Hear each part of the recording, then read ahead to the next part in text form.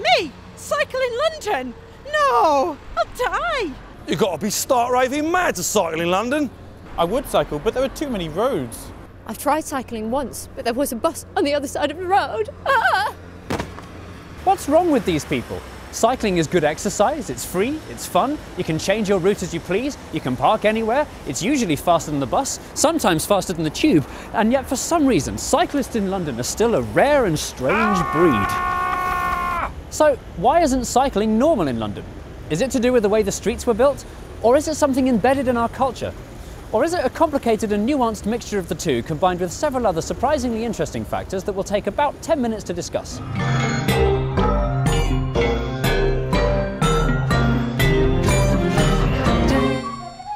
Cycling infrastructure in London has been around longer than you might think. As far back as the 1930s, when hardly anyone drove, the wise town planners decreed that cars and bikes don't mix. New suburbs in Morden, Perivale and Romford were furnished with shiny, wide, segregated cycle tracks. The first of its kind was opened by Transport Minister Leslie Hoare-Belisha in 1934. But they weren't really used much. Cycling groups at the time hated these so-called cycle tracks. They were worried that they'd be forced to use them and then banned from regular roads. Indeed, that's exactly what Leslie Hoare-Belisha wanted, saying that cyclists were the most dangerous people on the road today. So a cycling revolution never came, but a new revolution was just around the corner. Introducing the new car. Think you can't afford a car? Thanks to technology, the new car is more affordable than ever. You can afford the new car. With a new car, you can drive around in your new car. Do you like your new car? I love my new car.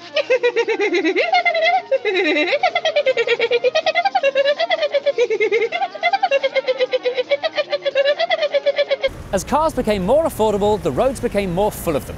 And so, the 1960s planners, in their finite wisdom, altered London's existing streets to make more room for cars, and cyclists were completely forgotten about.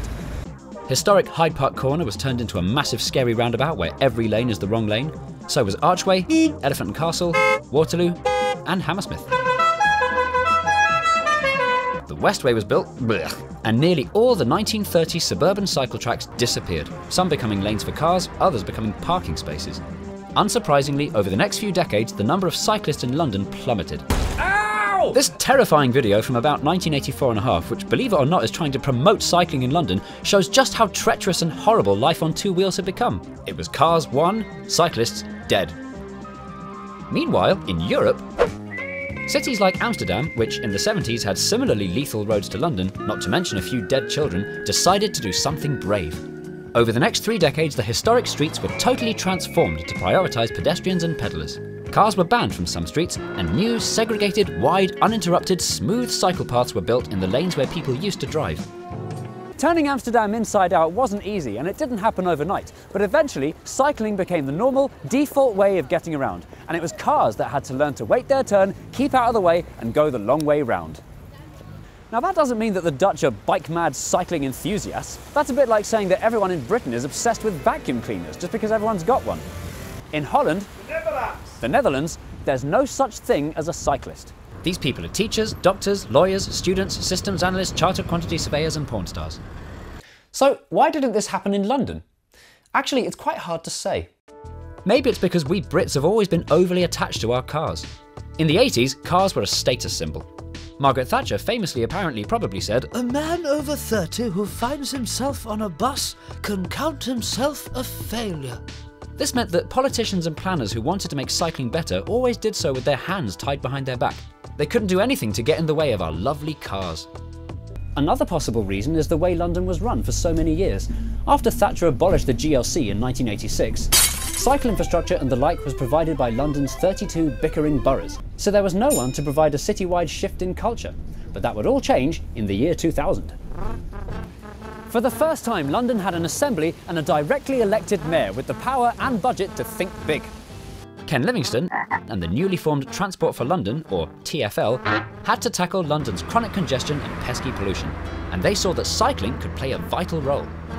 Although late to the party, with the right investment, London had the potential to become a cycling mecca just like Amsterdam. After all, it's got the same climate, it's flat, mostly, the streets are wide enough, and most journeys in London are a perfectly bikeable less than 2 miles. It was totally doable. They had to do it soon, and they had to do it now. Nearly more than 7 years later, Ken Livingstone stole an idea from Paris, the cycle hire scheme. Docking stations were to be planted all over central London, with bikes that were too heavy and conspicuous to want to steal, and anyone with a bank card and a pair of legs could hire them for a small fee. It took until 2010 for the scheme to finally get going, by which time London had a new mayor whose idea it wasn't, giving the scheme the misleading but memorable and durable nickname Boris Bikes. They were an instant smash, popular with locals and wobbly tourists alike. They helped promote the idea that urban cycling wasn't just for lycra-clad enthusiasts, but for everybody. With so many new wibbly-wobblies on the road, it was more important than ever that London had safe streets to cycle on. And so, that very same year, along came the mayor's most boldest plan so far, the cycle superhighways. This was a new special type of bicycle motorway for commuters that was long distance, clearly labelled, and painted luminous bright blue to match the colour of Barclays, who were sponsoring the whole thing. 12 cycle superhighways were planned, numbered like hours on a clock, radiating out from central London. The first to open in 2010 was CS7, which went over the underused Southwark Bridge, squiggled around Elephant and Castle, and followed the Northern Line all the way down to Collier's Wood. Next came CS2, which went east from Aldgate through Whitechapel and up to the future Olympic Park at Stratford. But were these superhighways any good? No. Although very well signposted in a lovely shade of blue, there was nothing to physically separate cyclists from passing cars, buses and lorries. Sometimes the blue paint would stop abruptly or merge with a bus lane or fill up with parked cars. Timid new cyclists, the very people this scheme was designed to make feel safe, didn't feel safe at all. More worryingly, new-ish and confident-ish cyclists were lulled into a false sense of security. They'd start on an easy bit, and then, when the blue paint ran out, splat. Venera Minechmatova, a 24-year-old Russian businesswoman, was killed by a lorry at the notoriously inadequate Bow interchange, one of 5 cyclists to die on the capital streets in just 2 weeks. It led to protests calling for the mayor and TfL to stop killing cyclists. A closer look at the original superhighway designs reveals that they were dangerously ill thought through. According to this map, CS11 was supposed to go up the very narrow Kilburn High Road. And where exactly was that meant to go?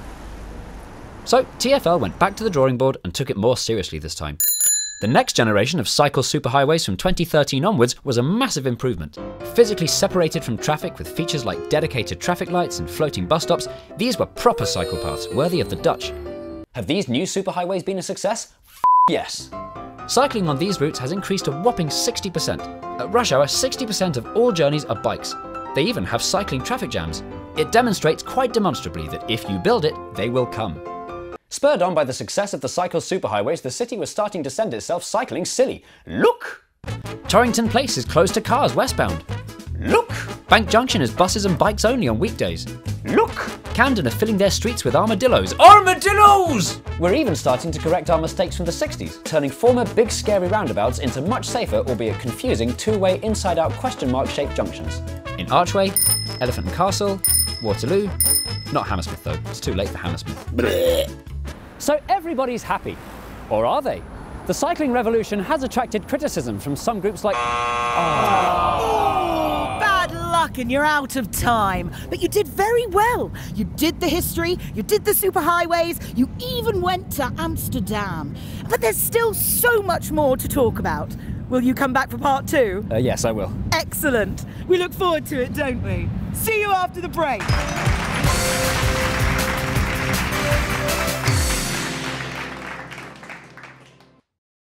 Hello, one of the following 2 things is true. 1. Skillshare is a great online learning community for creators. Or 2. If you flap your arms very, very, very, very fast, you can fly.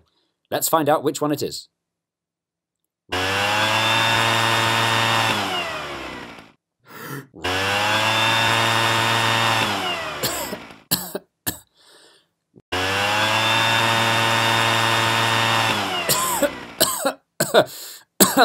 Well, there you have it. Skillshare is an online learning community with more than 17,000 classes for creators. If you like making things on the internet like videos or animations or illustrations or podcasts or music, Skillshare is a really good way of learning how to do it really well. Also, premium membership costs less than $10 a month, which is the sort of money you'd lose down the back of the sofa and barely notice. Hey, what happened to that less than $10 you had last month? Don't care, I think it went down the back of the sofa. That's a waste. You could have spent it on unlimited access to Skillshare. I've used Skillshare and I really liked it, and so's Paul. Hey Paul, what's your favourite thing on Skillshare? I liked the video about how to use Adobe Premiere Pro because it was really easy to follow and it had great tips about how to manage my workflow organisations as well. That's brilliant. Do you want to hear the really good news? If you go to school.sh/jforeman by clicking on the link in the description below, the first 1,000 of you to sign up will get the first 2 months of Skillshare for 99 cents, which is a really good deal. But hurry up, because only 1,000 of you are allowed to have it. Skillshare. Improve your skills, unlock new opportunities, and do the work you love.